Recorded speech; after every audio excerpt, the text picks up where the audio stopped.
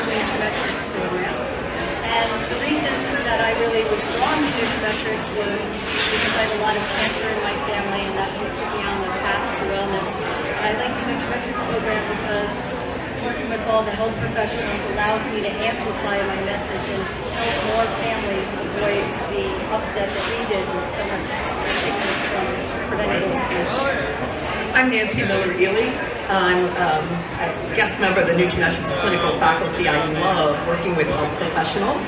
I was USDA's National Program Leader for Nutrition for the United States prior to my retirement from USDA. And so now I feel like I really get to work on the good side of things, helping health professionals implement wellness, improving patient outcomes, while also generating revenue, which is much needed for their practices. So today we get to talk to them about successful implementation.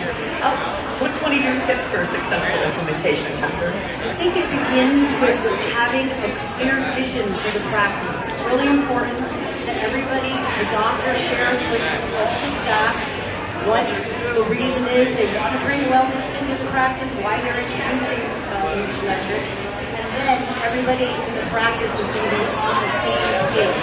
So that when we go with our systems, we actually have a receptive audience that's on the same path as we. So a clearly defined vision is absolutely critical, for sure. And you know, sometimes it's hard to get the staff members to buy in. So let's just talk about that for a second. So how do we get them excited about this? And sharing the vision, very important that the staff members and the health professionals are using the products personally. I think that is where it begins, because when they feel the benefits from these products, they're going to be excited and to share their experience with their patients. So when we talk about successful implementation, I once was helping one of my colleagues. We went to call on a nephrologist or a kidney specialist, and we were chit-chatting about the products, and I said, which products are you using? And the physician said, well, I'm not using any of the products. And I said, I am so sorry, I didn't mean to waste your time. I wouldn't really be able to work with you if you didn't have any personal experience with the products. So I got up from my chair, and I thought my partner was gonna die. And I just said, you know, I'm very apologetic. I thought that you had already been introduced to some products. You don't certainly need to use everything, but we would like you to have some experience with something.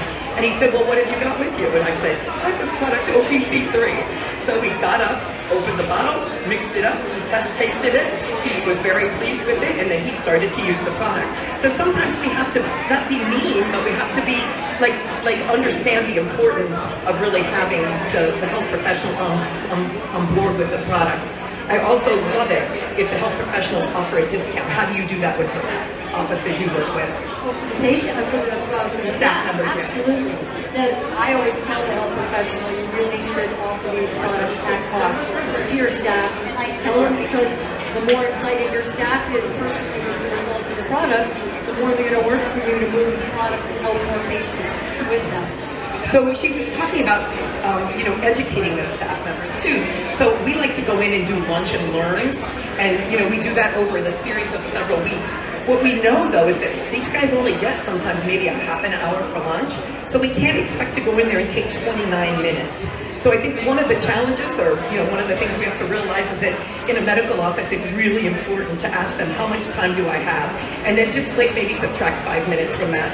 So if they tell you that they've got 20 minutes, we're never going to exceed 15 minutes. And when I go into a practice, I never ever stay longer than what I've told them that I'm going to stay, because I don't want them to think that I'm always going to do that each time. I don't want them to be like, ooh, here she comes. So that is another piece of advice I would have. What do you think about that? I think also that more frequent touch points with shorter intervals because of short attention spans.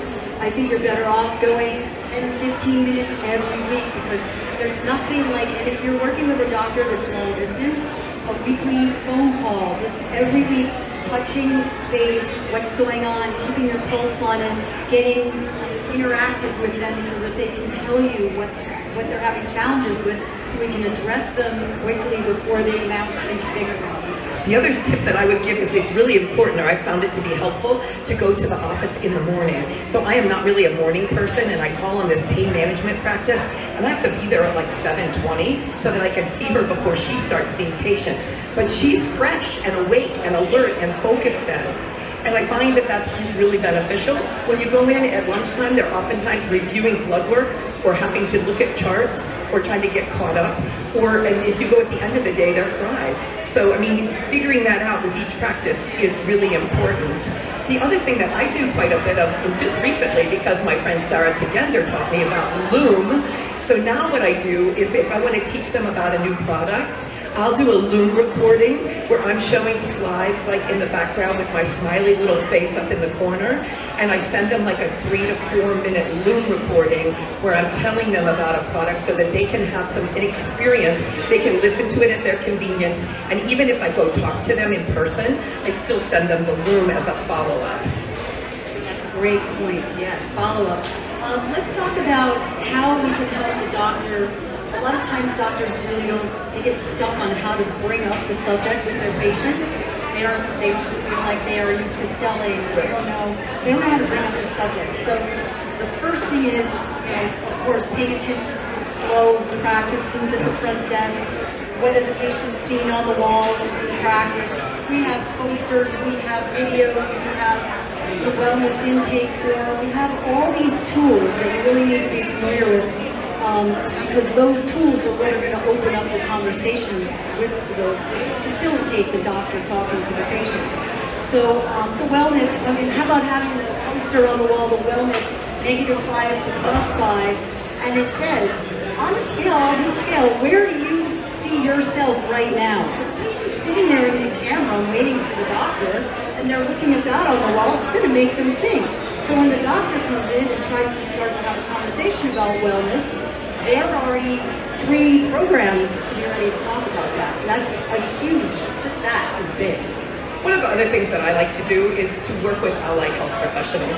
So I think everybody thinks about a medical practice, an MD or a DO, but I love to work with the chiropractors, the physical therapists, occupational therapists, and acupuncturists. And the reason is that they spend typically as much as 45 minutes with each patient. So they actually have time to have a conversation. They're not feeling rushed. And so they also develop a relationship, with their patients over time. So I think that is, makes it a good target audience for me. I feel like I have an easier time getting in there to be able to educate them as well, because their schedules are not always completely full, back-to-back-to-back patients. Does that make sense? That's a great point. And they're already thinking wellness, so we don't have to cut through all that. Right. Also, preparing, going through the practice and having, it's like a big wheel, and everybody's a cog in that wheel in that office.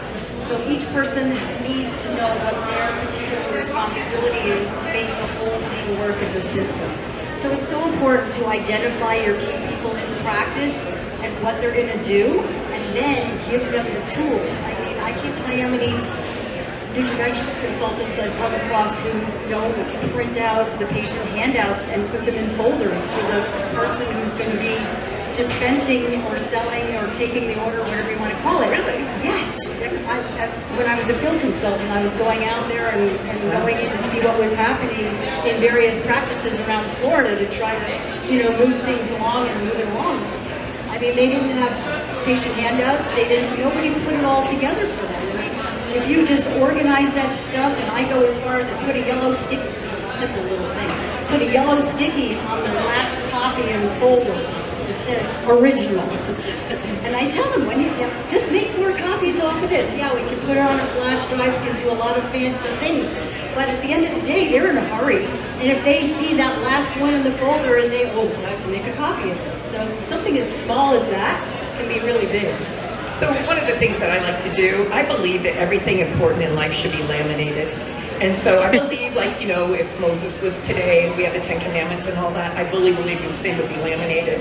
So when I go in, what we typically do for every product is we give them a 2-sided copy handout.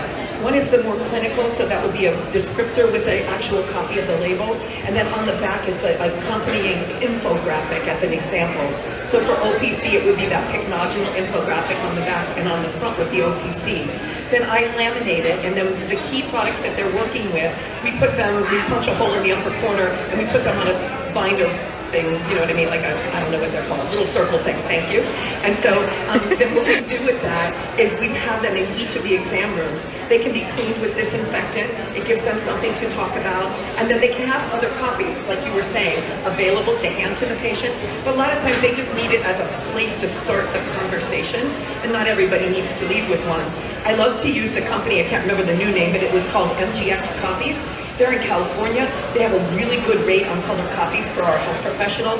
So we buy things in bulk from them and then laminate away. You all should all own your own laminator if you're working in nutraMetrix. Yes, I do the same thing with the laminations, and I like to actually laminate that x-ray picture. I tell them to have that in all their patient exam rooms, so when they start talking about the benefits of isotonics, then you can just whip it out and show them. I think another really important thing is that if you are going into a busy MD practice, many of them think, oh my gosh, I can't possibly do one more thing, right? Because they're only seeing patients for 2 to 4 minutes to begin with, right? And now they're like, you want me to have a conversation on wellness? And so what we do is we teach them to just sample a small percentage of their patients. If they can talk to even 10% of their patients. So if they see 20 patients a day and they talk to 2, then at the end of the week they're going to have 4 to 6 new nutraMetrix patients or clients. And then that builds over time. If you try to get them to talk to everybody about everything, and we've got multiple products, they're going to just look at you and say, this is way too big and too much. And they're not necessarily trained in that. So that's been really helpful for me. What tips do you have on that? 100%. I was going to say, pick 3 to 5 products that are going to really address, after we've done the discovery meeting, we know what their 3 main health challenges are for their giant, of their patient base, and pick 3 to 5 products, and you know about putting together the profit calculator and putting small, medium, and large. And I talk to the doctor, I just say, look, this is a habit, like vitamin D. I mean, we can talk about vitamin D with every patient. Every single, yeah. And just, vitamin D and fish oil or whatever the 3 are going to be, just get in the habit of talking with all your patients about it. And as you do it more and more, you'll feel more and more comfortable with it. I tell the doctors that exactly. I think there's a couple things too that we want to remember, which is a lot of times when we do the discovery meeting, we identify products based on their answers, right? But sometimes they will surprise us when we go back in to talk to them, and we'll be thinking like, oh, it's a chiropractor, so they should want like omegas and OPC and joint support, and you walk in and they're like, I want beauty plan. And what I'd like to just add about that is whatever they want is the right thing, because that's what they're enthusiastic about.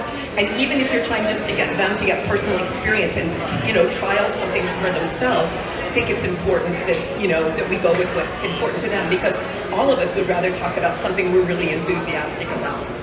Also, what do you think about trial marketing in a medical practice? I think trial size is fantastic. We do that with the doctors, right? We go to a discovery meeting and we're leaving them trial sizes so they can try them themselves personally. So I love it. I think that it's fantastic for the patients to be able to experience the benefits and then come back and really want to purchase the full month supply. So sometimes the doctors are a little confused because a drug rep comes in and they get given free stuff to give to their patients. So then we come in and we say, well, wouldn't you love to buy 3 boxes of the, say, the daily essentials and hand these out to 30 patients? And then, we need to do a little follow-up, and we need to do a little education by sending, and they're like, you want me to pay to do this? But the point is that through education, we get better compliance. And so if the patients get to try it and they actually feel the difference, then they're much more willing to move forward with making the purchase. And we don't have to worry. I don't really want a health professional to sell a bottle of something and then wonder, is the patient going to take it? If they've already done the trial marketing and then they choose to buy it, we already know that they're interested and willing and going to take it. So I'm really a fan of that, and because I do work with a lot of allied health professionals, they're on board with that. And if you know the numbers from the trial marketing, Mark, if you talk to 30 people, then you're going to end up with 9 new clients from it typically. So, I mean, it's definitely worth it. That's just kind of the standard numbers based on the statistics. What else should we tell them about implementation? I think we've covered a lot. It's great, guys. I think it's worth talking about the website and how to use the website. All the doctors get the customized nutraMetrix website, and we absolutely want to avoid at all costs them thinking that, we'll just send the patients to the website. Oh my gosh. We'll hand them a flyer and they'll go to the website and purchase the product. Do not let them do that, because my first doctor was a very big cardiologist in Westchester, and he was recommending like crazy to his patients early on. He was recommending to his patients like crazy, he had the flyers and everything. He's like, no one's buying anything. They leave, the dog eats the paper, they forget, they get home, things get going. They have to, if they don't want to stock a lot of product in practice, the website is a great option for that, but we have to teach them how to use it to the best way, which is to take the order in the office and have it drop shipped to the patient. But get the order process while they're in the office. Totally. That's huge. Totally agree. And the other thing that's kind of interesting is sometimes they think if they just put it on the shelf, Catherine, because it looks so nice, that people will just ask to buy it, right? And that doesn't work either. So, I mean, one of the key things is that patients want to know what their health professionals are doing themselves. And if the health professional walks out with the person and says, you know, today we've talked about the daily essentials, it's a great foundation, we've got it right here, I'm going to send you home with 3 trial packets, but you have to promise me you're going to give me some feedback. Susie's going to call you on Thursday to make sure you're taking it correctly. We're going to be sending you a video, and we really want your honest feedback because this is an important part of our practice. We think it can make a big difference. I think you're going to notice the difference with your energy. I think you're going to sleep better. I think you're going to have less joint pain. You're going to just set them up. You have to teach them how to share the potential benefits, in my opinion.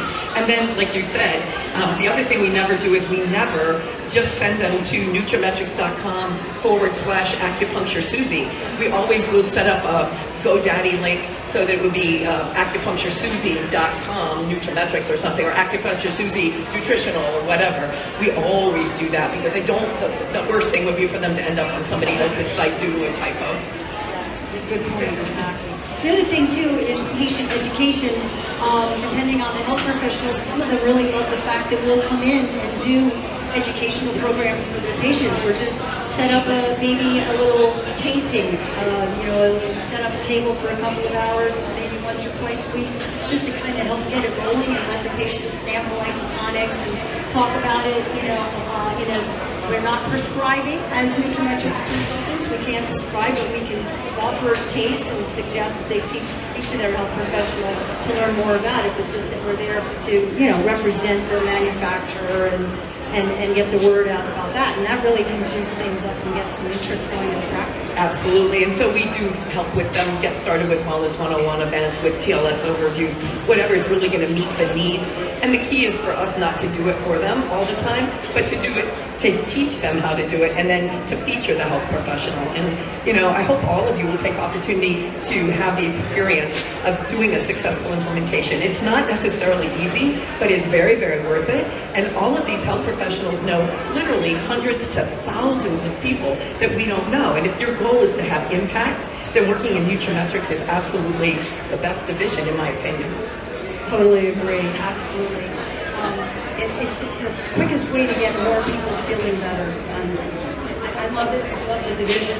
I think that I'd also like to say, I think that as nutraMetrix consultants, I think people get, if you can feel comfortable in knowing what the implementation looks like and how you're going to do the implementation, it's going to really help you get more accounts more easily. Because I think that a lot of the scariness that people feel without going out and getting the business, and maybe some people feel like, oh, I could get a doctor, but then they're like, now what?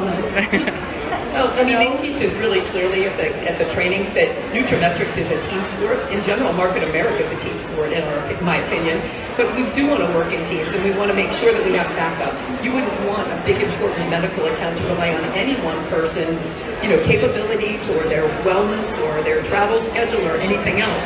So it's good to, have a group of people, and I think that's one of the first things. If somebody really wants to work in nutraMetrix, you want to work on finding some great NCs to work with you. And sometimes HPs are actually good NCs too.